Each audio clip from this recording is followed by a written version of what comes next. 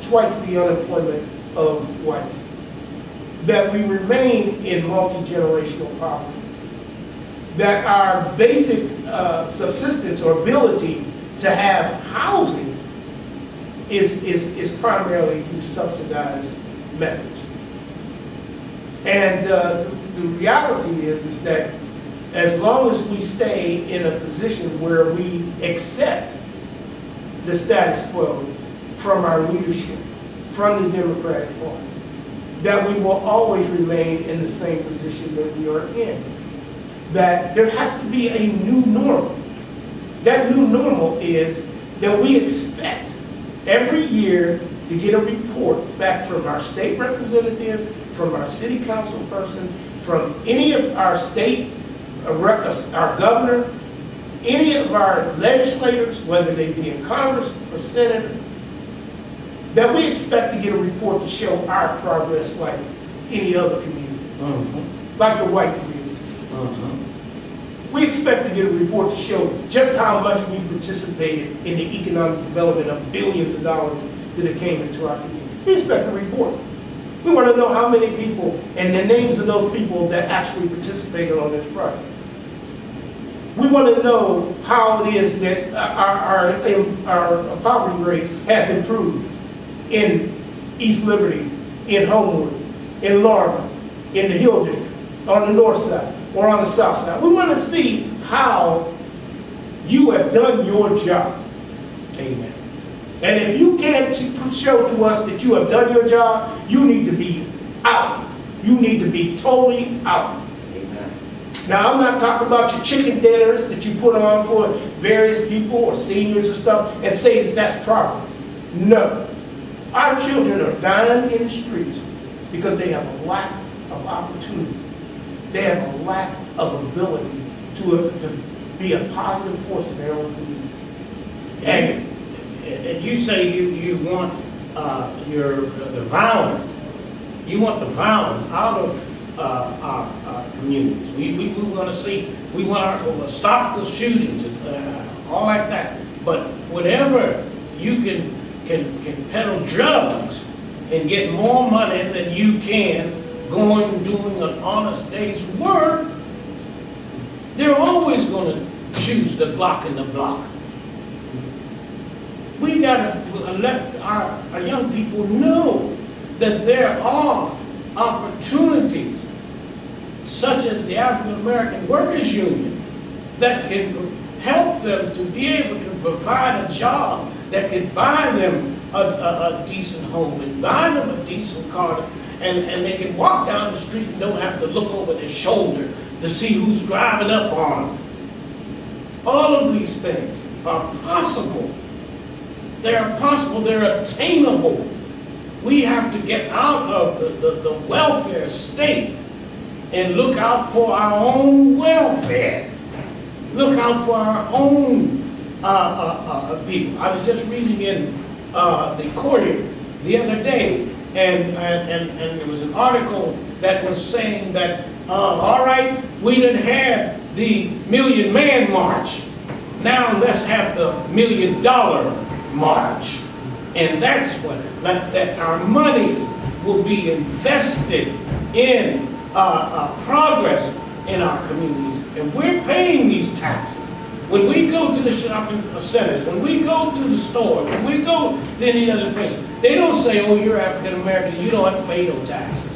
You don't have no jobs. You don't have to pay the 7% on your car that you're buying because you're not represented. It's taxation without representation, which was the founding problem with our nation, why we left England and why we protested. But now we're undergoing as a community, as a people, the same type of discrimination, and we can change it. All the things that Mr. Clinton said is things that our so-called representatives should be saying. How many jobs? How many people in my district are working? How many people in my community have built a house? Not had a house built, built a house. See what I mean? One of the things that was so tragic in the construction of the Consul Center, after they finished constructing it, they proudly presented the report of participation, and 1% was African American. 1%. And they were proud of it. They were proud. And then, after it opened, there were a lot of minimum wage jobs for African Americans working inside of the Consul Center. Minimum wage. Not living wage, minimum wage. Well, it's always said that you reap what you sow. And what we have seen sown in our community is leadership that does not lead, or too cowardly to confront the real realities of oppression that is bestowed upon the African American community in particular, and not taking account of the realities of what that does to the community when they don't lead or when they're too cowardly to lead. Now, recently, because of the election with Donald Trump, there's been a lot of reflection by the Democratic Party. And we'll let you know, we want to let you know that the reality was that there were a lot of African Americans that weren't too pleased with what's been going on for the last 8 years. That it didn't include them. Their communities didn't change. And if it changed without them. Like in East Liberty, we want you out so we can come in and we'll bring the prosperity with us and not have it there for you. This is what's been going on across this country. Whether you're in Chicago, whether you're in Philadelphia, whether you're in Pittsburgh, whether you're in other countries, all these African American communities suffer from the same problems. And the problems have been manifest in an attitude that is surprising to the Democratic Party and their functionaries and everybody. Oh, they should vote for us, because out of fear, if you don't, then you got to deal with the boogeyman, which would be somebody in the Republican Party. Well, you've got to start to provide what it is that you said you want to promise during your campaigns. Change, prosperity, jobs, jobs, jobs. You've got to provide those things in the Democratic Party if you want to get that vote, because that's exactly the real narrative of why Secretary Clinton lost the election.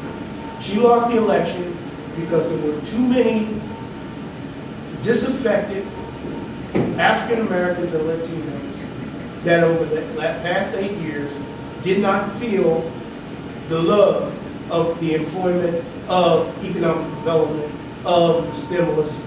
They did not get it. And so they weren't motivated to actually vote for Secretary Clinton, which was supposed to be the follow-on to President Obama. I mean, when you're living with the reality of what's in your community and you don't see change in your city, you don't see real change. You might see new housing, but you're still poor. You don't have a decent job. You don't have a way to be self-sufficient. Not subsidized, but self-sufficient. And that makes a difference when you talk about affordable housing. Because if you don't have sufficient self-sufficiency, then when the market rate goes to what it is instead of subsidized what it is, then you're out. You're out. They tell you, got to find someplace else to live. So, but the reality of the election of 2016, the presidential election, was exactly that. It was a result, from what was sown in the past years. It was a reaping of what it was that basically was not done. And when people didn't show up, now, the reality of what they're talking about in terms of their narrative, saying, oh, well, it's disaffected white working class workers? No. The unemployment rate for white people is 4.4%. And that's up from 4.3% during the time of the election. So what is it that they're griping about out in the rural Pennsylvania or rural Wisconsin areas? Now, that's not the real reality. And this is part of the racism also that African Americans and the other Latinos have to understand.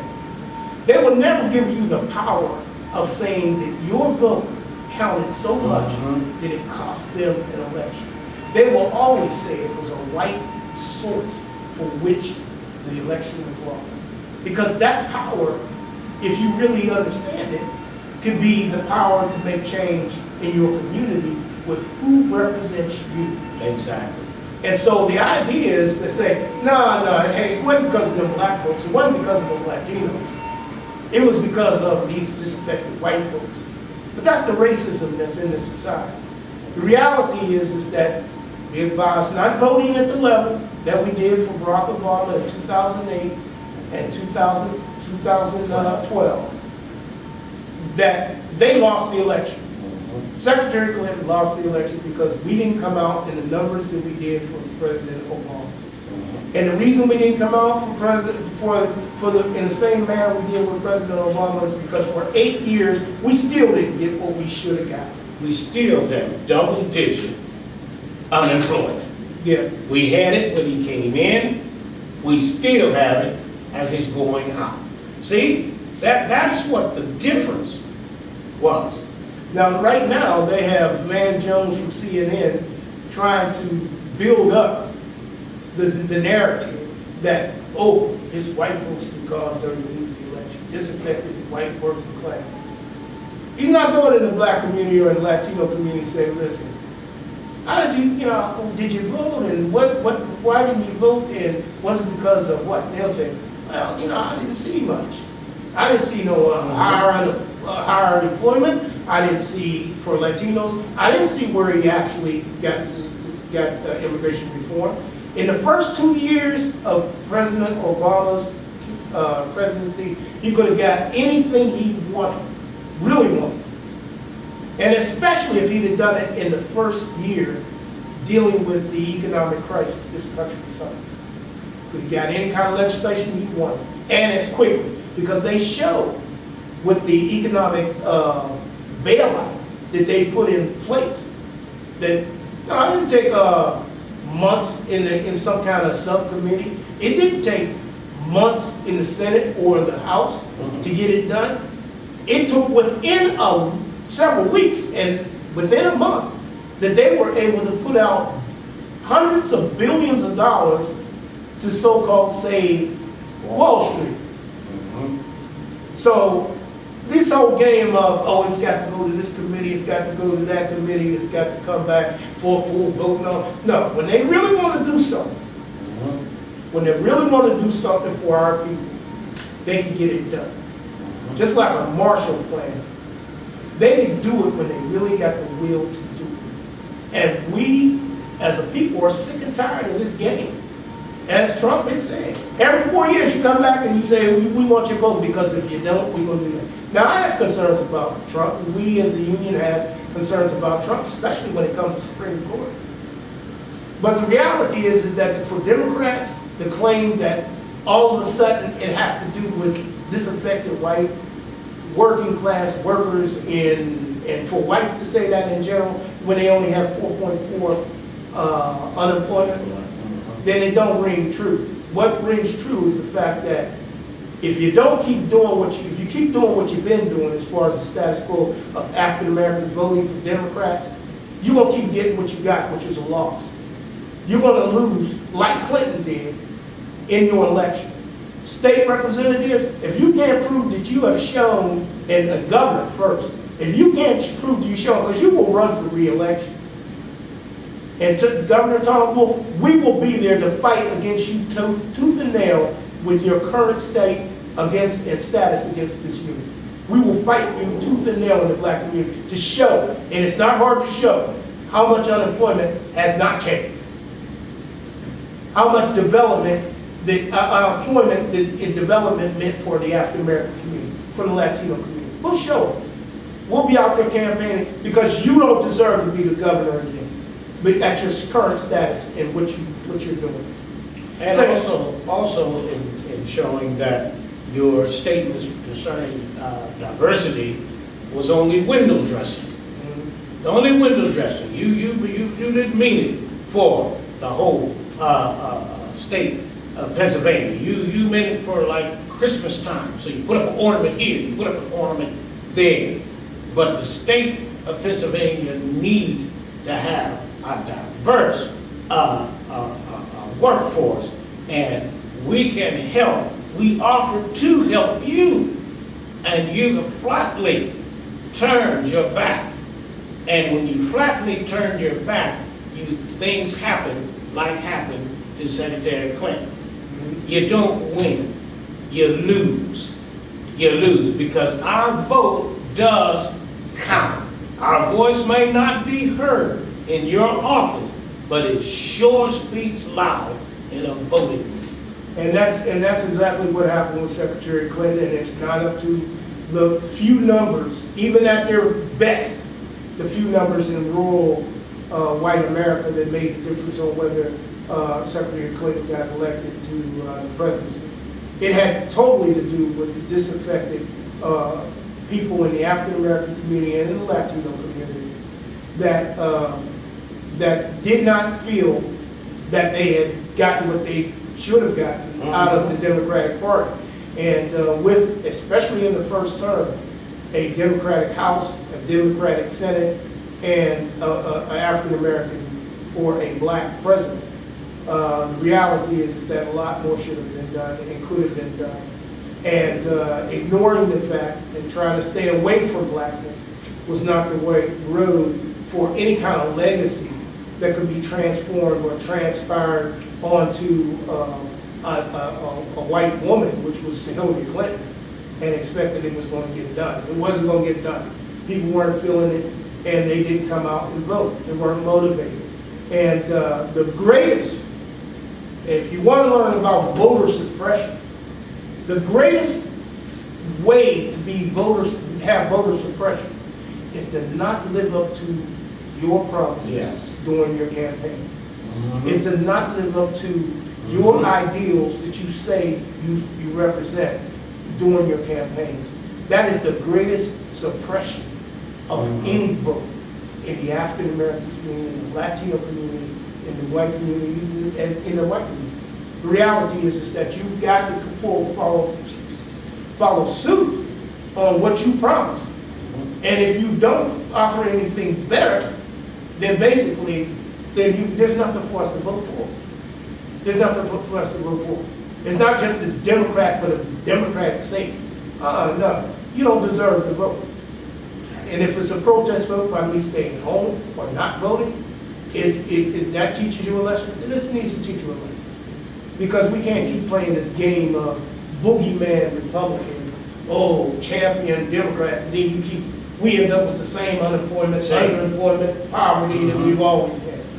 Now you got to change it and decide what you're going to do. You're going to stick to your word and do something positive and progressive and actually substantive, or you're going to keep playing the game of let's play the boogeyman with the Republicans and we'll get them black votes, we'll get them Latino votes.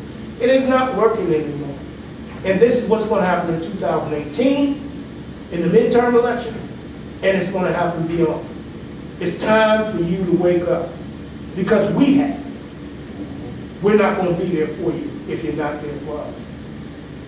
And I think it's fair to say that whatever happens over the next 4 years, if at the end of the term improvement has been made, we'll have to do the same thing we did this last time. It'll be a repeat. Progress is what's going to be the measuring stick. That's going to be the yard stick. That's going to be the determinant. Have we progressed? Are we doing better? We're not asking for a chicken in every pot. We're talking about doing better all of us collectively doing better. It's up to you. If we find anything of a change in terms of the community, in terms of our situation, in terms of where we see that there's been progress by the Democratic Party, or if we see progress by the Republican Party. Exactly. I mean, if Trump follows through on his promises, and he says that he can do better in the African American community with jobs and employment and opportunities in business and others, then and we can count them and we can actually substantiate them, then we need to say something about that too. Mm-hmm. But we'll be back. We'll let you know how things go. Have a good day.